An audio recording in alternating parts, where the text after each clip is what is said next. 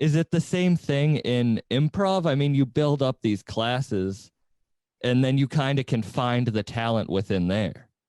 It is to a degree. Everything changes when you get into the professional world, right? There's improv teams or troops, and then there's professional improv theater, and that changes, and it's the same thing. So if to work at Improv Asylum, the main professional cast, that's our main stage cast. That's what everybody's striving to get to. Well, it's a long process. First, you have to learn how to improvise. Then you got to learn how to do it on stage, and same, just like with stand-up comedy, you've got to learn your comedic voice and how you do this, and you have to get the reps.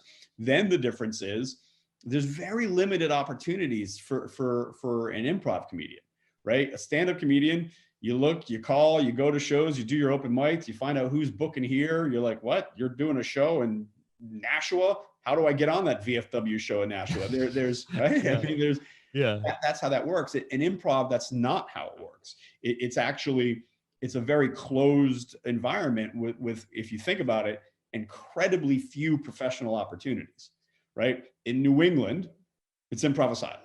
That's your number one opportunity. I'm not saying that you can't do a show on the Cape and do a show once a month and get paid, but that's No, just kind of, that is the club. Yeah. that's a gig, right? If you look in America, there's very few.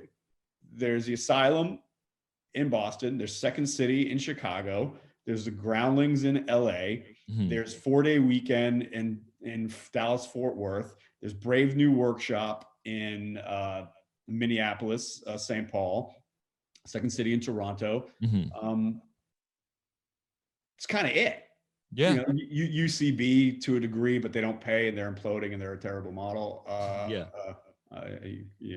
can do a whole podcast on how I feel about them. But so it's very limited, right?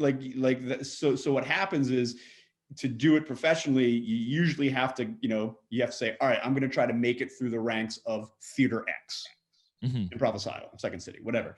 And so that becomes, now it's almost like, I equate that as it's like running a baseball organization. You start out in classes, you then audition for house teams, you then start finding things in house teams. Eventually, you have your open auditions for what we call the NXT company, which is our junior professional cast. We have open auditions like that, like once a year, right? We might take 3 to 5 people at best. Then another year comes by, and then you have to then be productive in the NXT company. Yeah. You're not there forever, and it's a professional company. It's up or out at some point. And so if you find success in the NXT company, then you have to hope at somewhere down the line a spot opens up on the main stage and you're right for that spot. That takes years and years and years to get to the main stage, which is good, because from a producer standpoint, not from a performer standpoint, from a producer standpoint, it ensures that when you see a show at Improv Asylum, you're always seeing an awesome show.